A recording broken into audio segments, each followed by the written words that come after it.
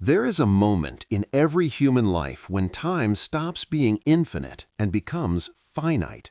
For most people, this moment never comes until it is too late. For the samurai, this moment came every single morning. In 17th century Japan, there lived a sword master named Takeda Shinden who understood something most people spend their entire lives trying to avoid, that this breath you are taking right now may be your last. Not in a way that creates anxiety or morbid obsession, but in a way that transforms everything. This is the principle of Ichi-Go Ichi-E, one time, one meeting. It means that every encounter, every conversation, every single moment with another person will never happen again in exactly the same way. Not because you will die tomorrow, but because this version of you, in this exact moment, exists nowhere else in time. Once it passes, it is gone forever. Kenji was a middle manager in Tokyo. He had been alive for 38 years, but he had not truly lived a single day. He moved through his existence like water moving through a pipe, following the predetermined path, flowing where he was directed, touching nothing along the way. His mornings were identical to his evenings. His conversations with his wife were efficient and hollow. His time with his children was divided into allocated slots between work obligations and sleep. He had optimized his life so completely that he had removed the very thing that made life worth living: presence. One autumn, Kenji's father died suddenly. At the funeral, Kenji's elderly uncle approached him and placed a small book in his hands. It was a worn copy of the Book of Five Rings by Miyamoto Musashi, marked with decades of annotations. His uncle said only this: "Your father read this every day for 40 years. He understood something you have not yet learned. Read it." Then he walked away. That night, Kenji opened the book. But it was not the sword techniques that struck him. It was a single passage. "Today is the only day you will ever live this day. You will never live it again. How are you spending it?" The words were simple, but they moved through Kenji like a blade. He realized with absolute clarity that he had never actually met his father. Not really. He had existed alongside him in the same house for 38 years, but he had never been present with him. And now that opportunity was gone forever. This is the power of Ichi-Go Ichi-E. It is not a philosophy of fear. It is a philosophy of radical responsibility. When you understand that this moment will never exist again, you cannot waste it on distraction, on resentment, on performing a version of yourself that is not authentic. Every word you speak to another person becomes important because that specific conversation will never happen again. Every task you perform becomes sacred because you will never perform it in exactly this way again. The samurai understood this principle so deeply that they built it into their daily training.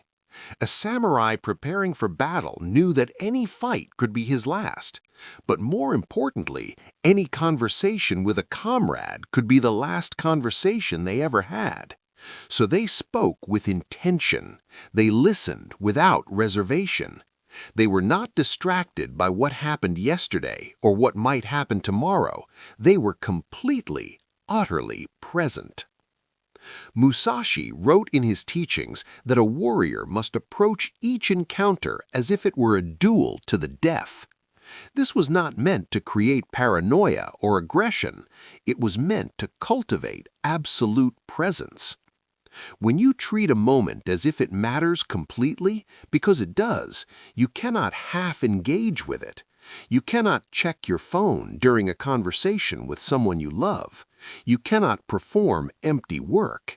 You cannot say words you do not mean. The stakes become too high. The moment becomes too precious. Kenji decided to apply this principle to his life. He did not make grand gestures or dramatic changes. Instead, he made a single decision. He would treat every person he encountered that day as if he would never see them again. When he spoke to his wife, he looked into her eyes and listened to what she was actually saying, not what he was planning to say in response. When he played with his children, he was not thinking about work emails. When he sat with a colleague in a meeting, he was fully present to that person's words and ideas, not mentally rehearsing his own response. What he discovered was extraordinary. The world did not change. His job was the same. His circumstances were identical, but his experience of living was completely transformed.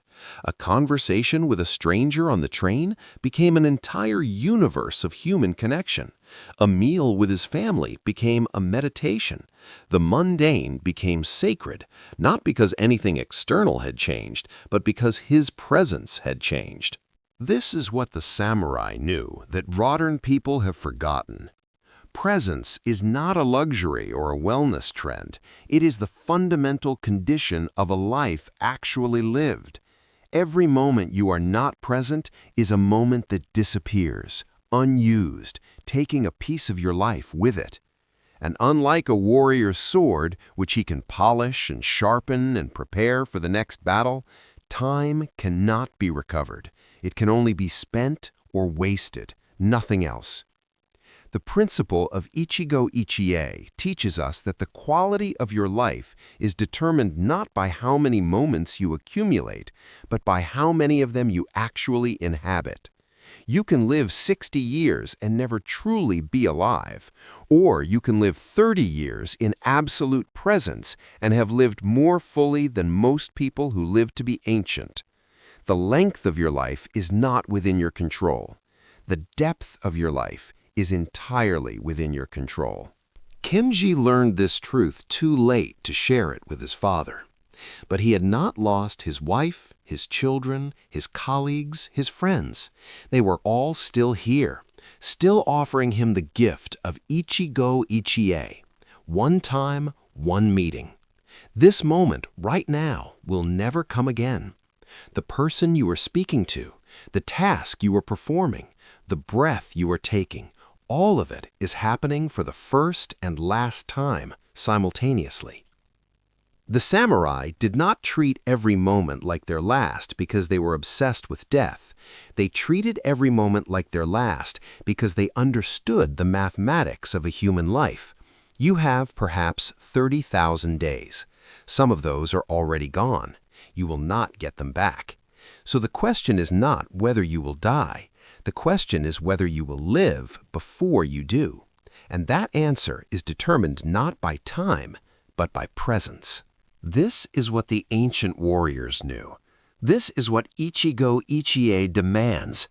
Not grand transformation, not dramatic change, but a simple shift in how you inhabit the moments that are already yours. When you meet someone tomorrow, meet them completely. When you do your work, do it with the attention of someone performing it for the last time. When you speak, speak words that matter. When you listen, listen as if you will never hear this voice again. Because the truth is, you may not.